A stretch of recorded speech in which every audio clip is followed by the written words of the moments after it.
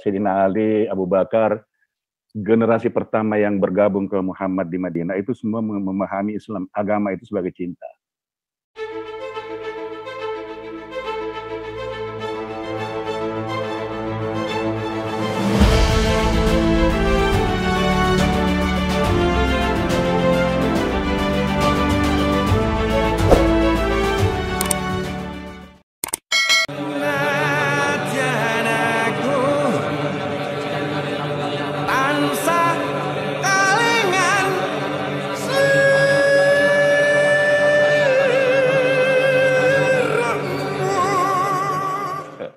Iya, pertama-tama saya ingin mengomentari buku ini itu buku yang unik menurut saya dan jarang ya Anda bisa menemukan dua sosok yang berlatar belakang sangat berbeda, ya. Tapi dia bisa memadukan pikiran dalam buku ini, luar biasa itu. Ya, ya. Karena itu saya kira spirit dari ini itu terkandung di dalam seluruh baris-baris buku itu. Jadi ada perpaduan, ada pandangan kita tentang Tuhan yang semestinya gitu. Karena itu gini, kalau menurut pribadi saya, motivasinya seperti ini. Coba kita tuh membaca, semua orang umat beragama itu kan membaca kitab suci. Itu pasti indah, pasti asik gitu. Terus kita bercerita tentang Rasul, Nabi, utusan Tuhan. Itu seluruhnya indah. Ketika kita melihat realitas orang beragama, kok menyedihkan, ya. Berarti kan ada gap yang memisahkan antara keindahan kitab suci dan Rasulnya dengan realitas umat beragamanya. Berarti kalau menurut saya itu ada something wrong dalam memahami kitab suci itu. Kesalahannya di mana, Bu, ya biasanya? Nah, itu yang mungkin kita perlu refleksi ke dalam sejarah, terutama kalau misalkan dalam tradisi Islam itu kan gini, Tuhan itu mewajibkan, menganjurkan sesuatu, lakukan ini, lakukan itu, jangan lakukan ini, jangan lakukan itu, oke? Katakanlah Tuhan itu menganjurkan supaya orang sholat. Kenapa ada sekumpulan orang-orang yang mengklaim atau yang memberi kriteria persyaratan-persyaratan bahwa pengabdianmu kepada Tuhan itu sah atau tidak? Padahal yang memerintah itu kan Tuhan sesungguhnya. Ya, Tuhan kan tidak mempersoalkan itu sah apa tidak, apa diterima apa ditolak. Tapi tiba-tiba ada sekelompok orang yang mengatasnamakan diri untuk mewakili Tuhan dalam hal itu. Itu yang kita sebut dalam buku ini sebagai otoritas keagamaan. Nah, yang kesimpulannya itu menurut pengamatan saya, otoritas keagamaan ini melakukan penafsiran terhadap keindahan kitab suci, keindahan biografi Nabi dan Rasul, itu menjadi mewakili atau merepresentasikan kecenderungannya sendiri. Terutama agama itu diarahkan untuk memperoleh kekuasaan sosial, kekuasaan politik, kekuasaan ekonomi, dan seterusnya. Sehingga yang muncul itu adalah banyak wewenang Tuhan diambil alih oleh sekelompok manusia. Nah, sepanjang tugas-tugas Tuhan dan wewenang Tuhan itu diambil alih oleh manusia, maka Tuhan kemudian tidak menjadi asik, gitu. Ya, padahal kan Tuhan bilang mau berbakti kepadaku, ya sesuai kemampuan aja. Dan aku, kata Tuhan, tidak membebankan sesuatu yang melebihi dari kemampuan, gitu. Itu satu. Yang keduanya adalah eh, para yang saya sebut otoritas keagamaan ini merumuskan teologi. Teologi itu adalah konsep dan persepsi tentang Tuhan. Padahal Tuhan yang absolut itu tidak bisa dikonsep, tidak bisa dipersepsi. Hubungan kita kepada Tuhan itu hanya refleksi, merefleksikan Tuhan dalam laku kebaikan dan laku cinta. Hanya bisa kita rasakan dan kita Betul, terapkan betul gitu ya, Bu sekali. ya. Jadi, nah orang beragama itu ketika dia berbuat baik. Orang beragama atau orang berbakti kepada Tuhan, kalau dia merefleksikan cinta absolutnya Tuhan itu ke dalam menyebarkan cinta kepada sesama manusia. Dan karena itu maka agama dan Tuhan itu akan menjadi asik ketika dia itu refleksi.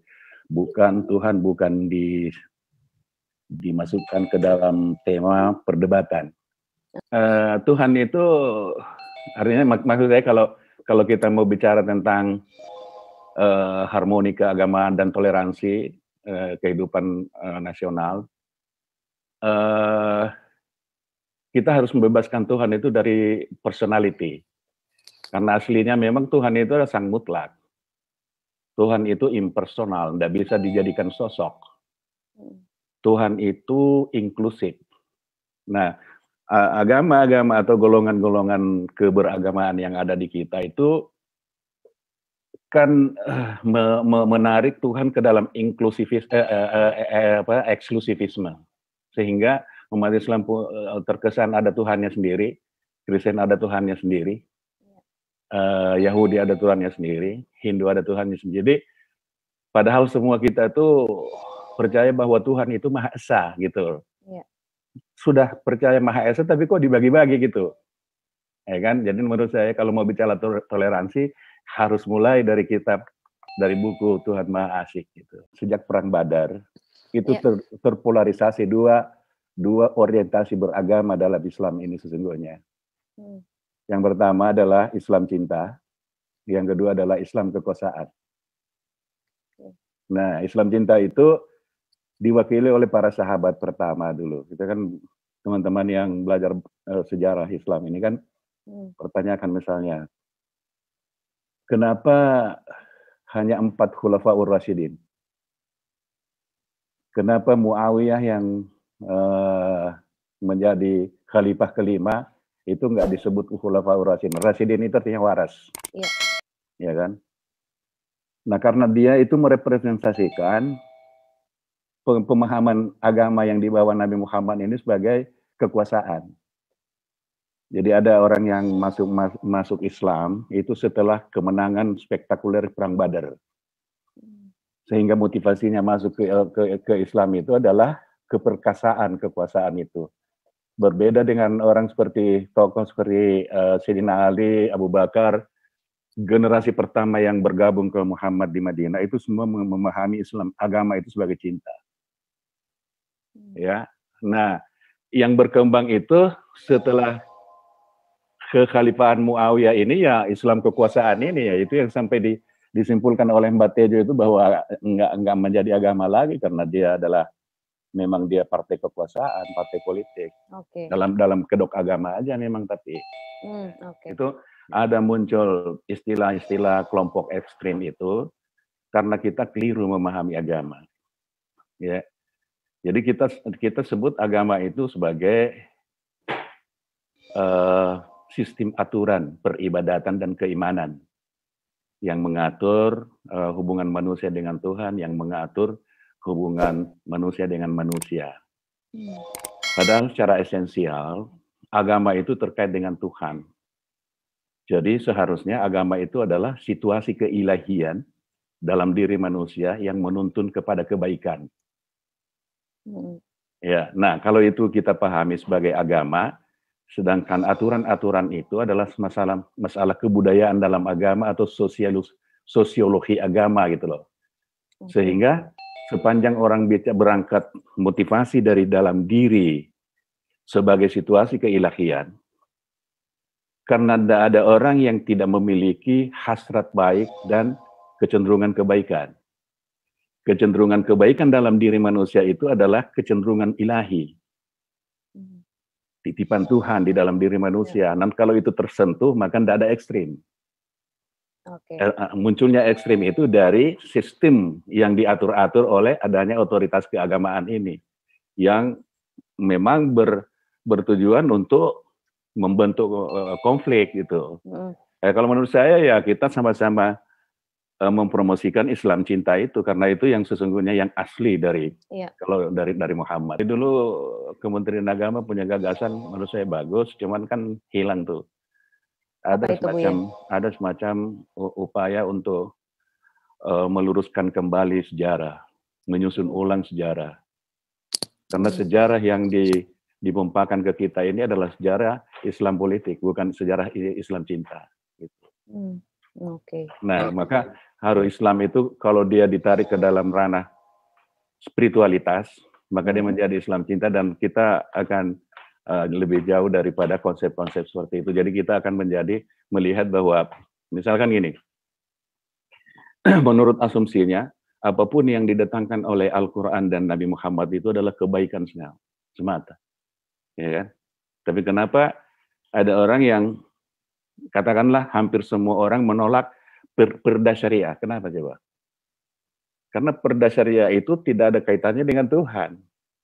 Dia kan produk dari analogi manusia, pemikiran manusia untuk pemikiran manusia saja ya Bu ya. Nah, itu kan dia membawa kecenderungannya masing-masing, sehingga agama itu menjadi hilang di sini karena yang muncul adalah konflik-konflik kepentingan gitu. Betul.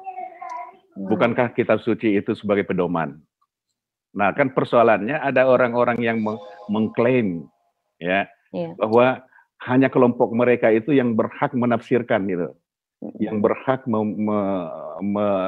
memahami itu, yang lain nggak boleh memahami, sehingga kelompok ini sebenarnya menjadi penghalang bagi setiap orang untuk memperoleh akses langsung pada Tuhan, kan gitu.